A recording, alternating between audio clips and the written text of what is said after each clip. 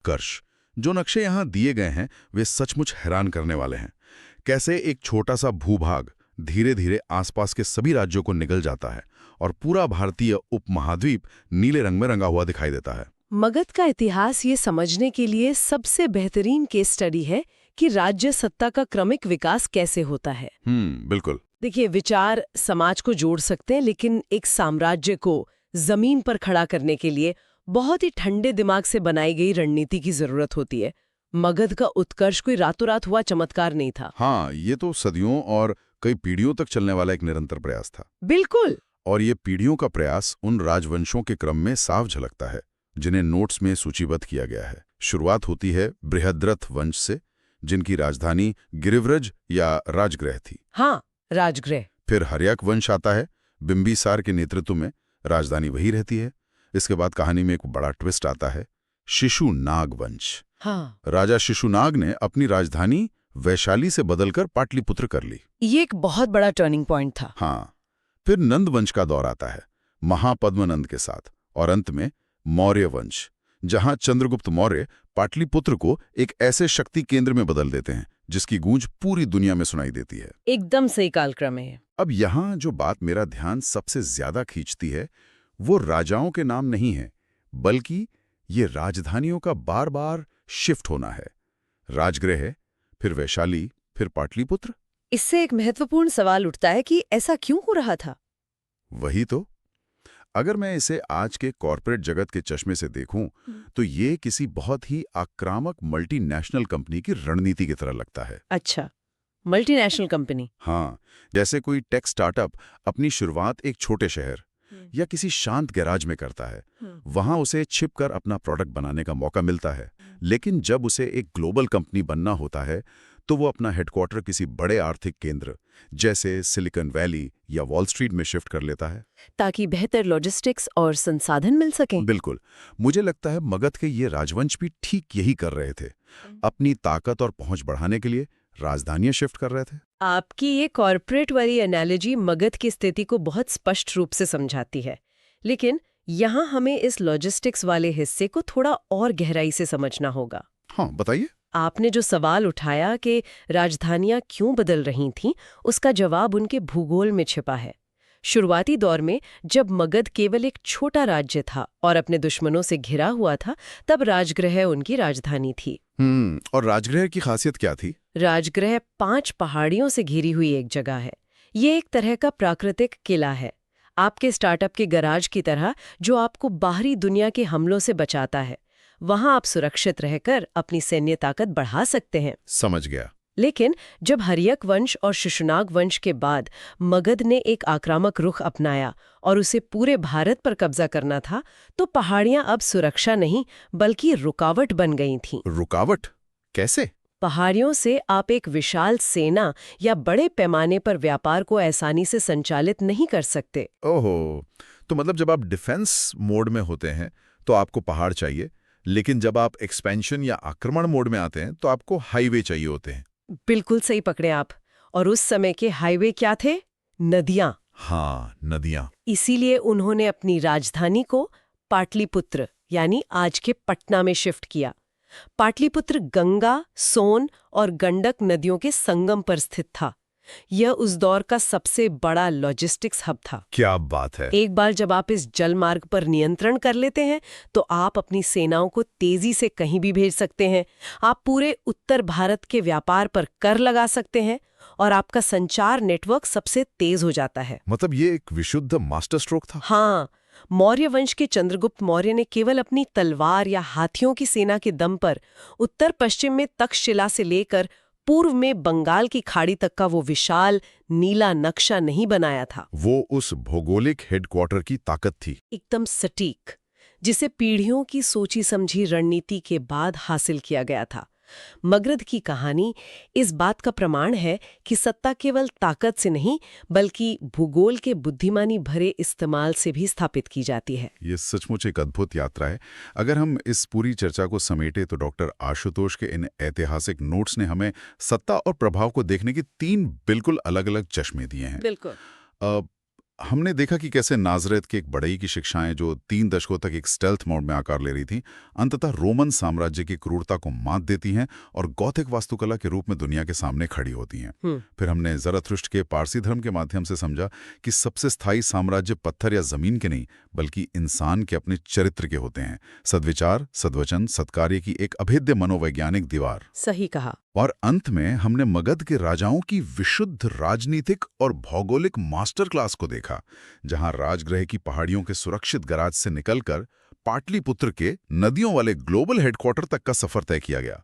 ये दिखाता है कि विचार और भूगोल जब मिलते हैं तो इतिहास कैसे करवट लेता है। और इन तीनों अलग अलग कहानियों के बीच जो एक धागा समान है वो है शुरुआत, चाहे वो वैचारिक शुरुआत हो या भौगोलिक। हाँ, शुरुआत हमेशा छोटी होती है। इसलिए इस विस्तृत चर्चा को खत्म करने से पहले मैं जो लोग सुन रहे हैं उनके लिए एक ऐसा विचार छोड़ना चाहूंगी जिस पर वे खुद सोच सके। बिल्कुल, बताइए। हमने देखा कि कैसे एक छोटा सा विचार, चाहे वो बाइबल के किसी पन्ने पर लिखा संदेश हो या ज़िंदा वेस्ता का एक सूत्र, और एक छोटी सी भौगोलिक जगह, चाहे वो शुरुआती राजगृह की खामोश पहाड़ियां हो या बेथलेहम की कोई अज्ञात गली, सदियों बाद पूरी मानवता की दिशा तय कर सकते हैं।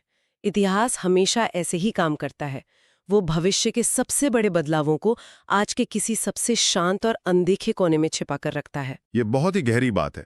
तो आज के दौर में जब हम चारों तरफ इतनी हलचल और शोर देख रहे हैं, जरा रुक कर सोचिए, हमारे आसपास ऐसी कौन सी छोटी, खामोश और बिल्कुल साधारण सी शुरुआत हो रही है जिसे आज कोई अहमियत नहीं दे रहा, लेकिन जो शायद 500 साल बाद के इतिहास की किताबों का मुख्य अध्याय होगी। ये वाकई में इतिहास को देखने का नज़रिया बदल देने वाला सवाल है। शायद वो शुरुआत हमारे आसपास ही कहीं हो रही हो, या शायद वो हमारे दिमाग में जिसने मिस्र से लेकर भारत तक, मतलब आधी दुनिया को अपने पैरों तले रौंद दिया हो। हाँ, और जो हर युद्ध जीतती आई हो, लेकिन फिर अचानक एक नदी के किनारे आके वो हथियार डाल दें। बिल्कुल, वो सैनिक अपने राजा से सीधे बगावत कर दें और कहें कि भाई हम एक कदम भी आगे नहीं बढ़ेंगे। ये कोई कहानी नहीं है। 326 ईसा पूर्व में व्यास नदी के तट पर सिकंदर की उस महान अजेय सेना का यही सच था। और उनके इस खौफ की वजह क्या थी?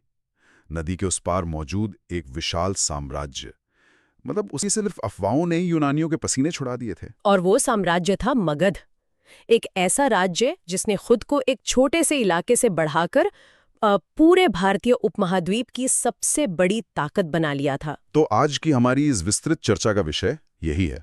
हम डॉक्टर आशुतोष द्वारा संकलित किए गए बेहतरीन स्रोतों और ऐतिहासिक दस्तावेजों के आधार पर मगध साम्राज्य की गहरी पड़ताल करने वाले हैं। हाँ, और मैं बता दूं कि हम सिर्फ राजाओं की कोई उबाऊ सूची नहीं देखने वाले। बिल्कुल नहीं। हम कूटनीति, धोखे और उस राजनीतिक तंत्र को समझेंगे जिसने भारत के पहले अखंड स्वरूप की नींव रखी। सच कहूं तो हर्यंक वंश से लेकर मौर्य साम्राज्य के उदय तक का जो ये पूरा सफर है ना, ये मुझे किसी आधुनिक पॉलिटिकल थ्रिलर से भी ज्यादा रोमांचक लगता है। जहां सत्ता के लिए खून के रिश्ते कोई मायने नहीं रखते। सही कहा। तो चलिए इस उलझी हुई कहानी की परतें खोलते हैं।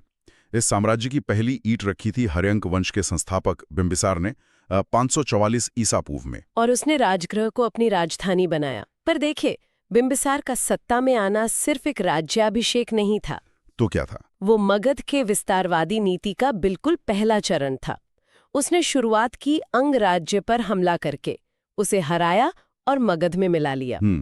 इससे तो मगध को पूर्वी व्यापार मार्गों और लोहे की खदानों तक सीधी पहुंच मिल गई होगी। बिल्कुल, लेकिन बिंबिसार की जो असली प्रतिभा थी ना, वो सिर्फ युद्ध के मैदान तक सीमित नहीं थी।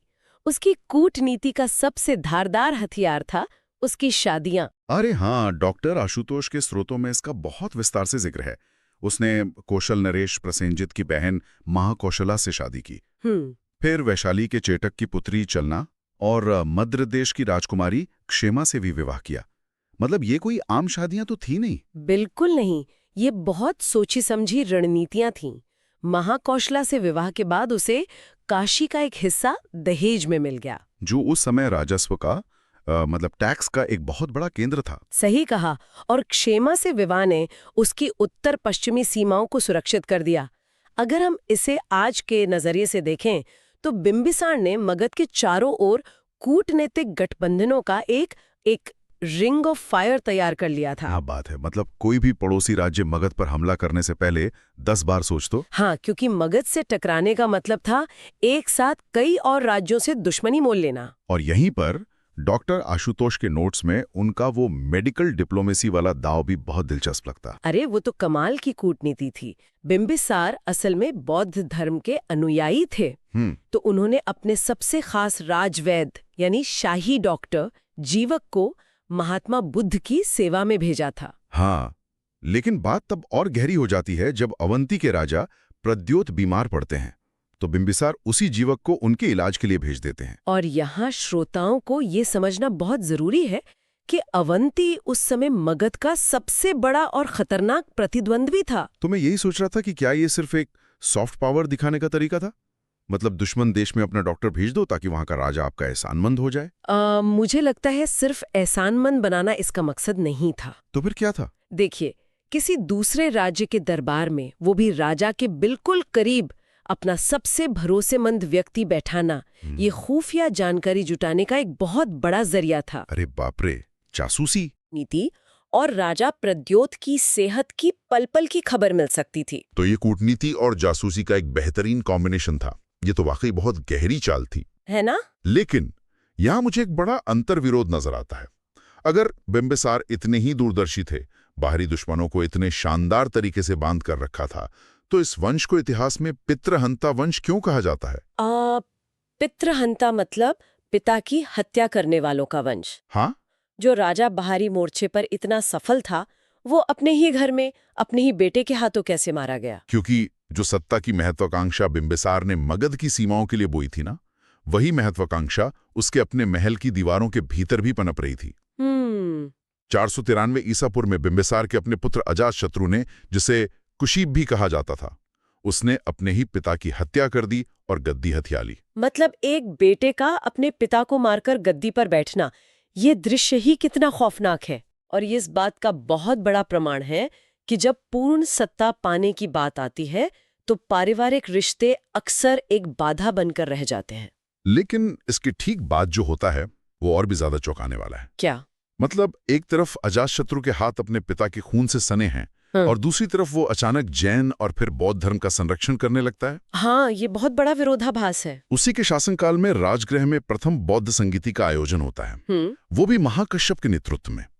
एक हत्यारा राजा एक ऐसे धर्म का सबसे बड़ा सम्मेलन करवा रहा है जिसका मूल मंत्र ही अहिंसा है। असल में ये विरोधाभास हमें आधुनिक राजनीति की भी याद दिलाता है। कैसे? देखिए, अजातशत्रु का वो बौद्ध संगीति प्रायोजित करना कोई रातों रात हुआ हृदय परिवर्तन नहीं था। वो एक बहुत ही सोची समझी पीआर स्ट्रैटेजी थी। हाँ, पीआर स्ट्रैटेजी मतलब अपनी इमेज सुधारने का तरीका। बिल्कुल। बिंबिसार एक बहुत ही लोकप्रिय राजा था। उसकी हत्या से जनता में और दरबार के भीतर भारी गुस्सा और अस्थिरता फैलने का डर था। तो अजातशत्रु को अपनी सत्ता को वैध साबित करना था। एकदम सही। प्रथम बौद्ध संगीति का आयोजन करके वो असल में जनता को ये संदेश दे रहा था कि देखो, मैं धर्म का रक्षक हूँ। मतलब मैं राज्य में शांति बनाए रखने वाला एक योग्य शासक हूँ। हाँ, उसने धर्म का इस्तेमाल अपनी उस खूनी शुरुआत पर पर्दा डालने के लिए किया। ये तो सत्ता का बिल्कुल नग्न और यथार्थवादी रूप है, और युद्ध के मैदान में भी अजातशत्रु ने इसी क्रूरता का परिचय दिया। डॉक्टर आशुतोष के स्रोतों में उसके एक बहुत ही चालाक मंत्री का जिक्र है। मंत्री वर्षकार। हाँ, वर्षकार या वर्षखर। हाँ। कहा जाता है कि उसी की कूटनीतिक साजिशों के कारण अजातशत्रु वैशाली जैसे मजबूत राज्य को हरा पाया था। और वर्षकार का ये उदाहरण हमें दिखाता है कि युद्ध जीतने की कला अब सिर्फ हाथियों और तलवारों तक सीमित नहीं थी, वो मनोवैज्ञानिक युद्ध तक पहुंच चुकी थी। क्योंकि वैशाली कोई आम राज्य तो था नहीं, वो वज्जी संघ नाम का एक बहुत ही मजबूत गणतंत्र था। उसे बाहर से हराना लगभग असंभव था। तो फिर वर्षकार ने क्या किया?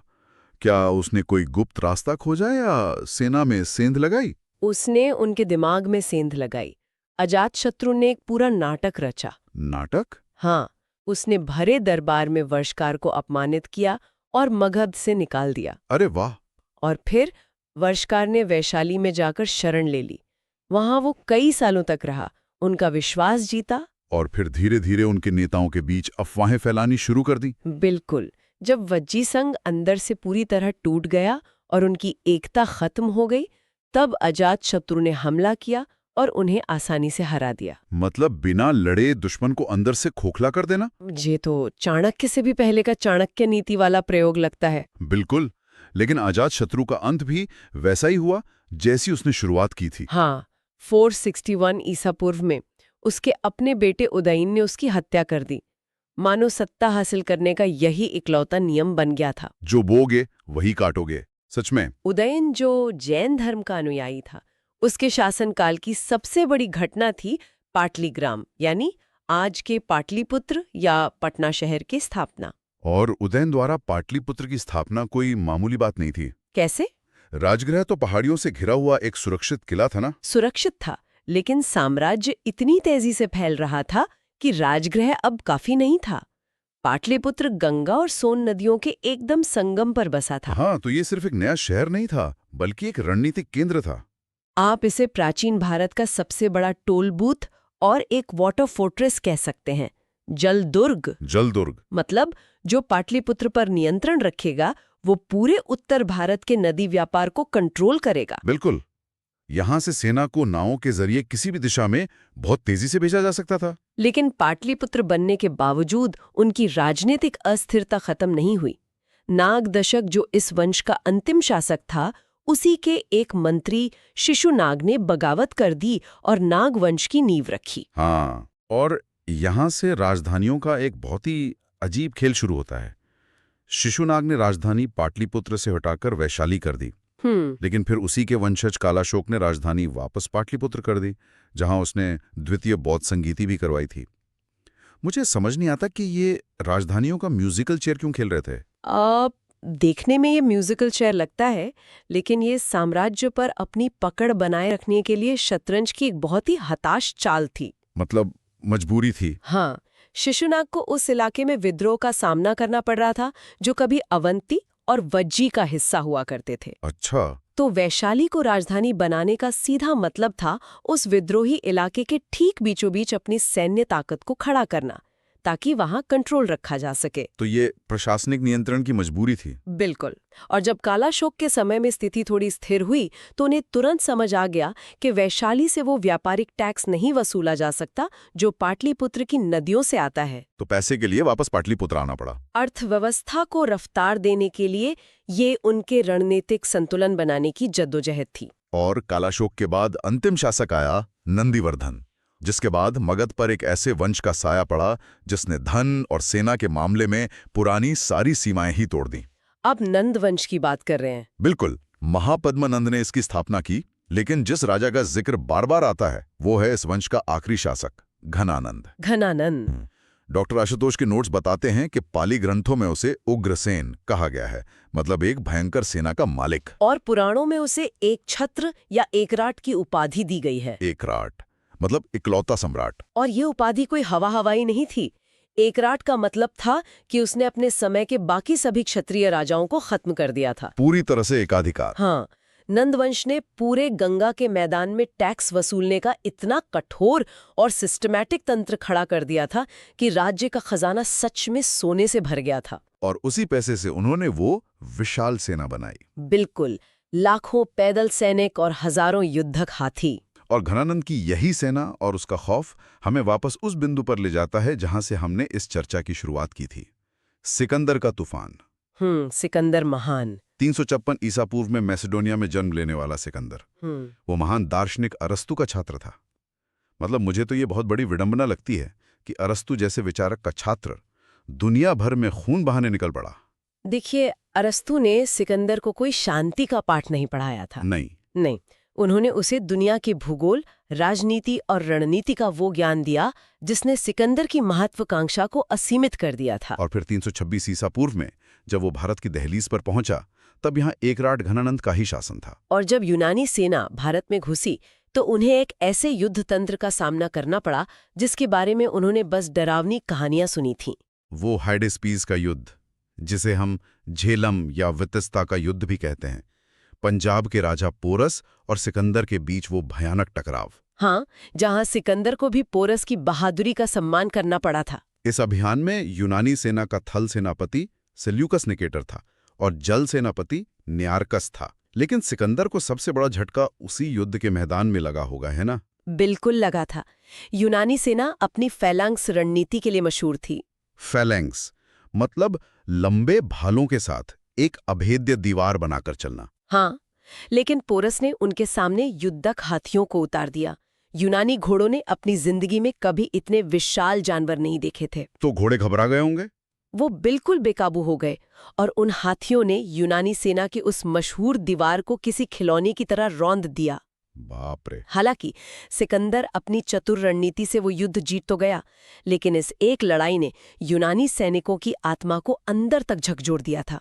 और पचर से उन्हें इस पूरे भारतीय अभियान में 19 महीने लग गए थे। 19 महीने लगातार लड़ना, भयानक बारिश, बीमारियां, और फिर आता है व्यास नदी का वो किनारा जहां वो रुक गए। सिकंदर तो दुनिया जीतने निकला था, लेकिन उसकी अपनी ही सेना ने आगे बढ़ने से साफ इनकार कर दिया। क्यों? क्योंकि उन्होंने सुना था कि पोरस तो बस एक छोटी सी झांकी है। असली तूफान तो अभी बाकी था। हाँ, असली तूफान यानी नंदवंश की सेना तो व्यास नदी के पार उनका इंतजार कर रही थी। यही वो बिंदु था जहां एक विश्व विजेता की महत्वाकांक्षा उसके सैनिकों की थकान और मनोवैज्ञानिक दहशत के आगे घुटने टेक देती है। क्योंकि यूनानी सैनिकों को बताया गया था कि घनानंद के पास हजारों हाथियों की फौज है। जिन हाथियों ने पोरस के युद्ध में उनकी रूह कंपा दी थी ना, वैसे हजारों हाथी। मतलब ये सोचकर ही डर लगता है। ये दहशत और 19 महीने की शारीरिक थकावट, इन दोनों ने मिलकर उस सेना को रोक दिया जिसे आज तक कोई नहीं रोक पाया था। तो अंततः सिकंदर को लौटना पड़ा। और जाते जाते उसने कुछ नए शहर बसाए, जैसे सिकंदरिया। और सबसे अजीब बात, उसने अपने प्यारे घोड़े के नाम पर भी एक शहर बसा दिया, बौकिफला। ये शायद सत्ता का वो चरम है जहाँ एक राजा अपने घोड़े के नाम पर पूरा शहर खड़ा कर देता है। लेकिन ये साम्राज्य ज्यादा दिन टिका नहीं। 323 ईसा पूर्व में इराक के बेबीलोन में सिकंदर की मृत्यु हो गई और उसका साम्राज्य 4 हिस्सों में बंट गया। पर सिकंदर लौट तो गया, लेकिन उसने उत्तर पश्चिमी भारत में जो उथल-पुथल मचाई ना, उसने इतिहास का अगला सबसे बड़ा मंच तैयार कर दिया। वो कैसे? वहां के छोटे-छोटे राज्य और कबीले तबाह हो गए थे, तो एक बहुत बड़ा राजनीतिक खालीपन, मतलब पावर वैक्यूम पैदा हो गया था। ओह, और इसी खालीपन और घनानंद के खिलाफ जनता के गुस्से ने मिलकर वो चिंगारी भड़काई जिसने मौर्य साम्राज्य की नींव रखी। बिल्कुल। सिकंदर के जाने और नंदों की अलोकप्रियता का सीधा फायदा चंद्रगुप्त मौर्य को मिला। चंद्रगुप्त ने घनानंद को उखाड़ फेंका और मौर्य वंश की स्थापना की, जो बाद में बिंदुसार, महान अशोक और अंतिम शासक बृहद्रथ तक चला। अगर आप इस पूरी टाइमलाइन को देखें, तो हर घटना एक दूसरे से बिल्कुल गुंथी हुई है, एक डोमिनो इफेक्ट की तरह। बिल्कुल।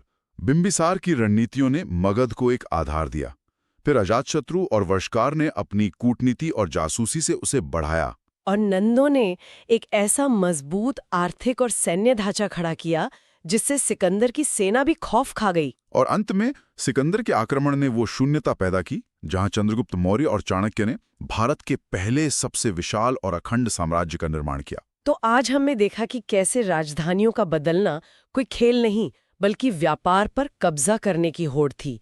कैसे धर्म का इस्तेमाल राजनीतिक हत्याओं पर पर्दा डालने के लिए किया गया, और कैसे एक अजेय विदेशी विजेता को किसी तलवार ने नहीं बल्कि एक अदेखे साम्राज्य के खौफ और अपनी ही सेना की थकान ने हरा दिया। सही बात है। इन सब बातों को सुनकर मुझे एक ख्याल बार बार आता है। हम अक्सर इतिहास को ना बस महान व्यक्तियों और उनकी ताकत के नजरिए से पढ़ते हैं। हाँ, हम मान लेते हैं कि चंद्रगुप्त मौर्य का उदय होना ही था या मगध को इतना बड़ा बनना ही था। पर जरा सोचिए, अगर व्यास नदी के किनारे यूनानी सैनिकों ने थकान और डर से हार मानकर बगावत न की होती, या अगर हर्यंक वंश के राजकुमारों ने सत्ता के अंधेपन में अपने ही पिताओं की हत्या करके वो आंतरिक कलह पैदा ना की होती, तो क्या वो राजनीतिक शून्यता कभी बन पाती?